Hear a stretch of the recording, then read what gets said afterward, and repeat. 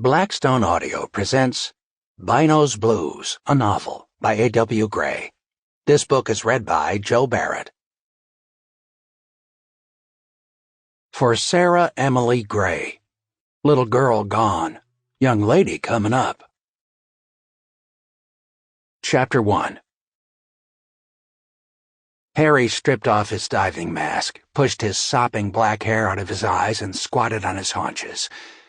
The balls of his feet sank into cool, wet canal bank mud as he watched the floating barge set its crane in motion.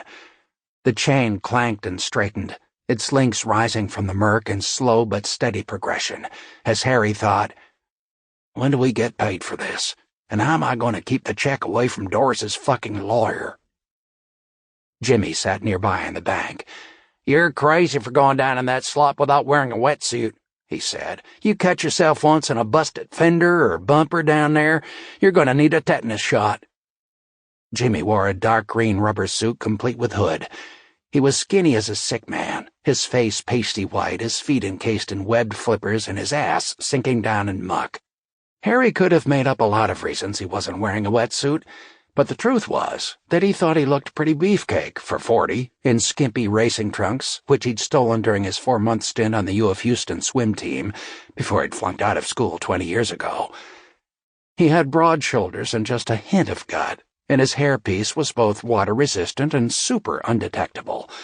Nonetheless, he'd sound pretty silly giving the real reason he wasn't wearing a wetsuit with nobody to hear him but Jimmy and those 4 Houston cops standing around. No woman would be hanging around this nasty old ship channel, even with the chance of running into a stud like Harry. Harry was afraid that if he leveled with Jimmy, he'd sound like a homo or something.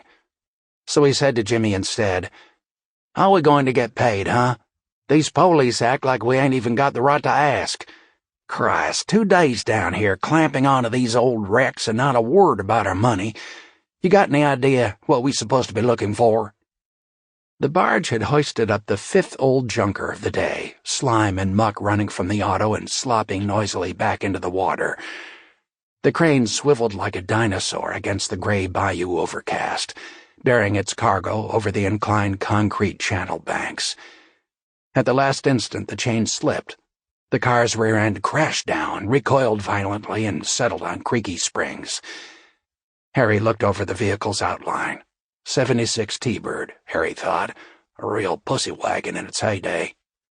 Jimmy said, "All I know is it's a co-op deal between the city and Channel Board cops. I finally got up the nerve to ask about getting paid, and get this. Sample complete. Ready to continue?